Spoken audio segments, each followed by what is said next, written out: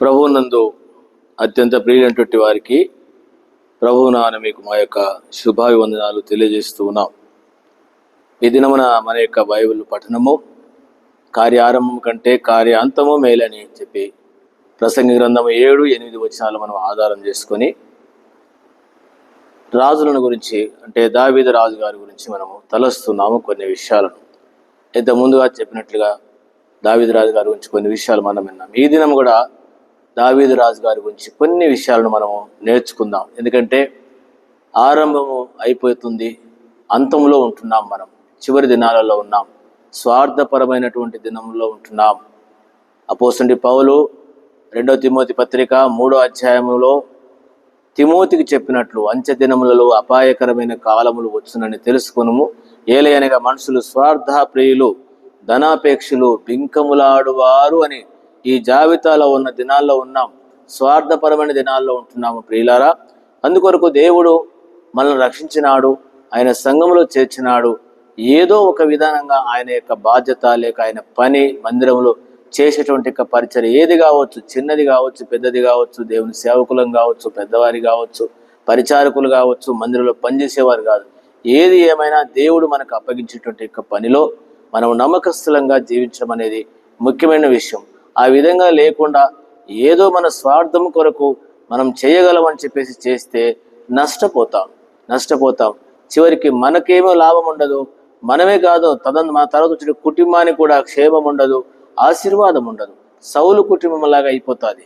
స్వార్థంతోటి దేవుని మాట వినకుండా మన ఇష్టానుసారంగా నేను చేయగలను, నేను రాజుని, నాకు అధికారం ఉంది, నేనేమైనా చేస్తానని చెప్పేసి నీ ఇష్టానుసారం చేస్తే దేవుని లెక్కలోకి వస్తాం. అందుకొరకనే దావీదు రాజు గారి యొక్క రాజ్య పరిపాలన గురించి కొన్ని విషయాలను నేను మీ గ్రహింపులను తీసుకుని రావాలని తలస్తూ ఉన్నాను. 2వ సమూయేలు గ్రంథము 8వ అధ్యాయము 15వ వచనం.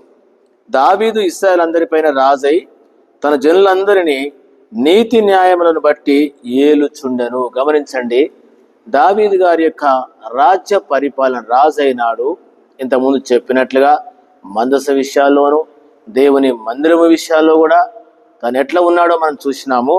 ఈ దినం కూడా తన యొక్క రాజ్య పరిపాలన ఏ విధంగా ఉంటుంది, ఎట్లా చేసినాడు అనంటే దావీదు ఇశ్రాయేలందరిపైన రాజై జనులను అందరినీ నీతి న్యాయములను బట్టి ఏలుచుండెను. నీతి న్యాయములను బట్టి ఏలుతున్నాడు.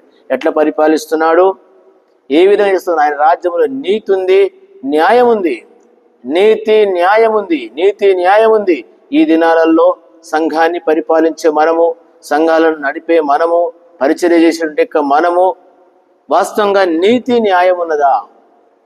మన సేవలో కానీ, మన ఒక ఉద్యోగ బాధ్యతల్లో కానీ, మన కుటుంబ జీవితంలో కానీ నీతి న్యాయం ఉన్నదా? ఎటుగుడి దేవుడు ఇచ్చినాడో మనిషి ఇచ్చినాడో మనకు తెలియదు. మనం కూడా కొన్నిసార్లు అధికారంగా డబ్బులు పెట్టి కొనుక్కొని తీసుకొచ్చుకొని నాకు దేవుడు ఇచ్చింది అంటాం. ఇదంతా తప్పు. దేవుడు ఇవ్వాలి అధికారం, దేవుడు ఇవ్వాలి బాధ్యత, దేవుడు ఇవ్వాలి పని, దేవుడు ఇవ్వాలి పరిచర్య, దేవుడు ఇవ్వాలి సేవ.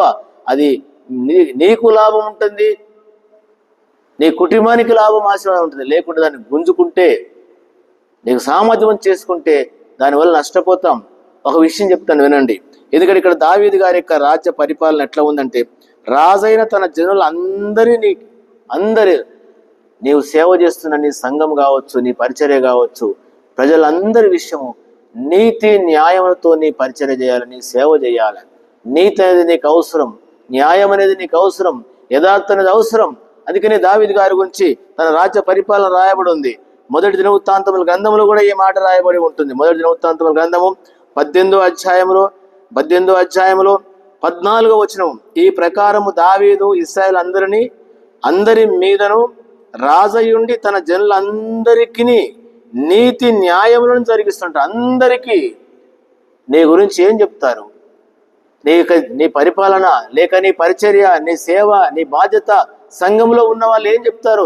ఈ మనుషుడు నీతిగా చేస్తున్నాండి, ఈ మనుషుడు నీతిమంతుడండి, నిజాయితీ పరుడండి, నమ్మకస్తుడండి, న్యాయవంతుని చెప్పగలరా?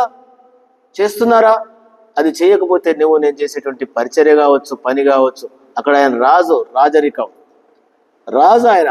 నీవు కూడా సంఘంలో ఏదో పని చేస్తున్నావు, నీ పనిలో నీతి లేకపోతే, న్యాయం లేకపోతే అది దేవుడు ఇష్టపడడు. నేను ఇంకా 2-3 విషయాలు మీకు గుర్తు చేయాలని తలస్తూ ఉన్నాను. కీర్తనలు 33 అధ్యాయంలో దావీదు గారి గురించినటువంటి విషయము ఈ విధంగా రాయబడింది. 33 కీర్తనలు 33 5వ దయచేసి గమనించండి, నేను చదువుతున్నాను. ఆయన నీతి న్యాయమును ప్రేమించుచున్నాడు. నీతి కాబట్టి ఎవరైతే నీతి న్యాయాన్ని అనుసరించి నడుస్తున్నారో, ఎందుకంటే దేవుడు కూడా ప్రేమించేది, దేవుడు ఇష్టపడేది ఏంటంటే నీతి న్యాయము. అందుకనే ఆయన రాజ్యము, ఆయన బిడ్డలు చేసేటువంటి పరిపాలన లేక పరిచర్య ఆ విధంగా ఉండాలని, లేక ఎవరు నీతి న్యాయాన్ని ప్రేమిస్తున్నారో, నీతి న్యాయాన్ని అనుసరిస్తున్నారో, ఆయన నీతిని న్యాయాన్ని ప్రేమించే దేవుడు. దేన్ని ప్రేమిస్తాడు అంటే నీతి న్యాయాన్ని. నీవు నీతిని అనుసరిస్తే, నీవు న్యాయాన్ని అనుసరిస్తే దేవుడిని ప్రేమిస్తాడు, దేవుడిని ఆశీర్వదిస్తాడు. కాబట్టి చేస్తున్నామా? ఇంకొక విషయం కూడా నేను చదివి వినిపించాలని మీకు తలస్తూ ఉన్నాను. ఎందుకంటే నీతి న్యాయమైనటువంటి యొక్క విషయము చాలా ప్రాముఖ్యమైన యొక్క సందర్భము. 97వ కీర్తనలో ఈ విధంగా వ్రాయబడి ఉంటుంది. 97వ కీర్తన నేను చదువుతున్నాను, గమనించండి. యెహోవా రాజ్యము చేయుచున్నాడు, భూలోకము ఆనందించును గాక, ద్వీపములన్నీ సంతోషించును గాక. మేఘాంధకారములు ఆయన చుట్టూ నుండును, నీతి న్యాయములు ఆయన సింహాసనముకు ఆధారము. దేవుని యొక్క రాజ్యము రాబోతుంది. దేవుని యొక్క రాజ్య పరిపాలన ఇదందరికీ తెలుసు మనకు.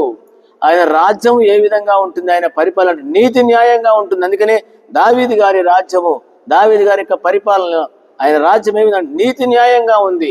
ఈరోజు నీవు నేను ఏ విధంగా ఉన్నామో మనకు మన మనస్సాక్షికే తెలుసు. అందుకనే దేవుని యొక్క రాజ్య పరిపాలన, ఆయన యెహోవా రాజ్యం చేయుచున్నాడు, భూలోకం ఆనందిస్తున్నంట.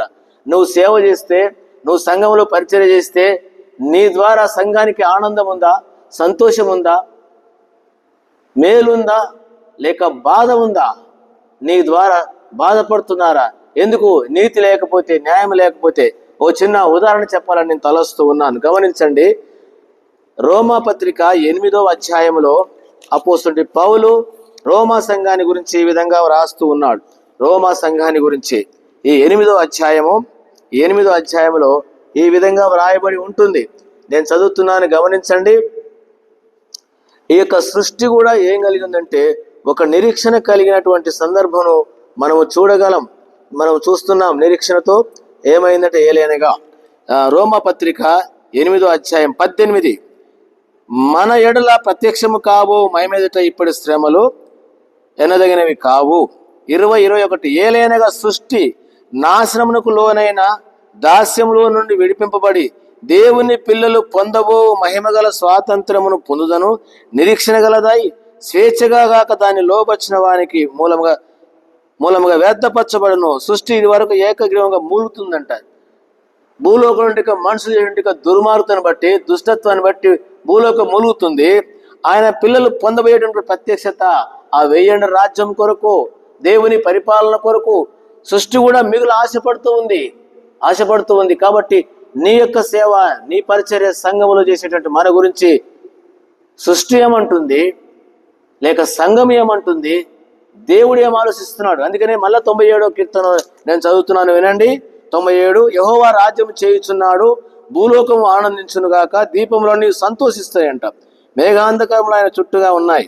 అంతేకాదు నీతి న్యాయములు ఆయన సింహాసనకు ఆధారం.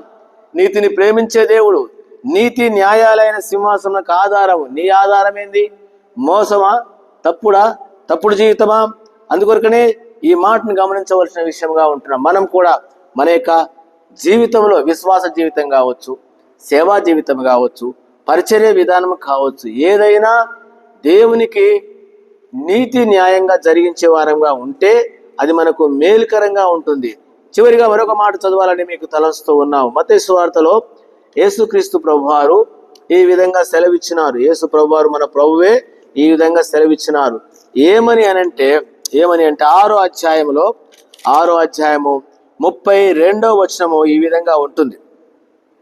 ఇవన్నీ మీకు కావలేనని మీ పరలోకపు తండ్రికి తెలుసును, కాబట్టి మీరు ఆయన రాజ్యమును, నీతిని మొదట వెతుకుడి, అప్పుడు అవన్నీ అనుగ్రహించాం. మొదట ఏం వెతకాలా?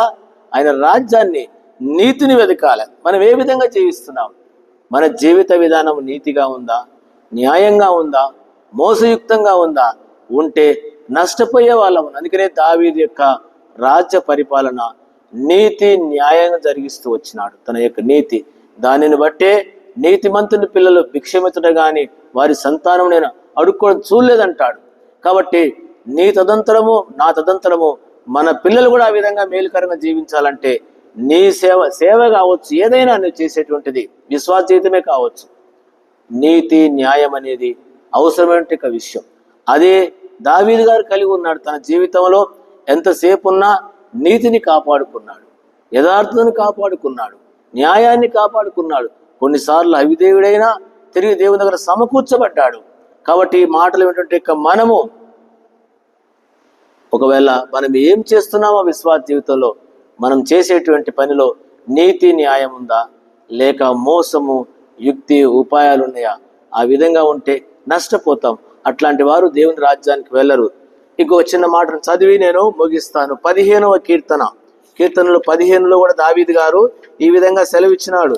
దావీదు గారు గమనించండి, నీతిమంతుల యొక్క విషయాలను గురించి రాయబడుతున్నటువంటి మాట ఎంత చక్కగా రాయబడింది.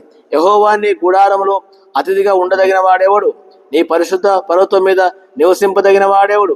యథార్థమైన ప్రవర్తన కలిగి నీతిని అనుసరించు. గమనించినారా? యథార్థమైన ప్రవర్తన కలిగి నీతిని అనుసరించు, హృదయపూర్వకమైన నిజము పలుకువాడే.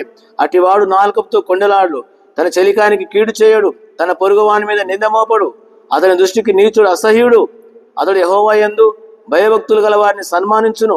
అతడు ప్రమాణం చేయగా మా నష్టం కలిగిన మాట తప్పడు. అతడు తన ద్రవ్యము వడ్డీకివ్వడు. నిరపరాధిని చంపుటకై లంచం పుచ్చుకోడు. ఏం పుచ్చుకోడు?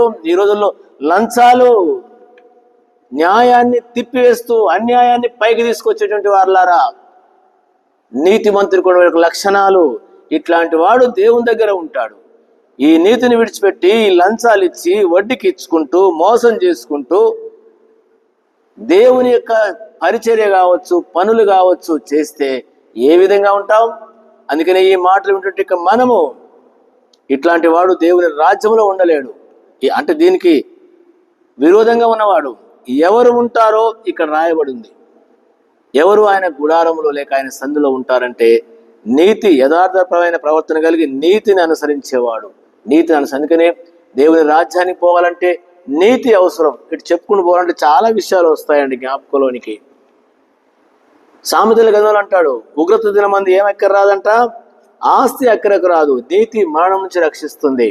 ఉగ్రత దినం. అందుకనే ఈ మాటలు ఉంటే మనము ఉగ్రత దినం రాకముందే దేవుని యొక్క నీతిని పోగొట్టుకో. మన నీతి కాదు, దేవుని నీతి. ఇది మనకు తెలుసు. మన సొంత నీతి, స్వనీతి, ఈ నీతి కాదు, దేవుని నీతి. కాబట్టి ఆ నీతిని కలిగి ఈ మిగిలిన శేష జీవితం దావీదు వలె తన యొక్క రాజ్య పరిపాలన చేసినాడు. తదంతరము దావీదు యొక్క వంశావళి మనం చూడగలము.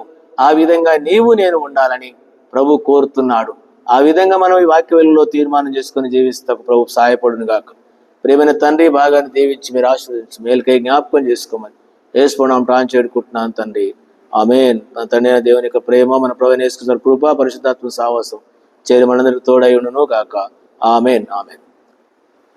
Praise the lord. మీ అందరికీ ప్రభు నామమున వందనాలు తెలియజేస్తూ ఉన్నాం.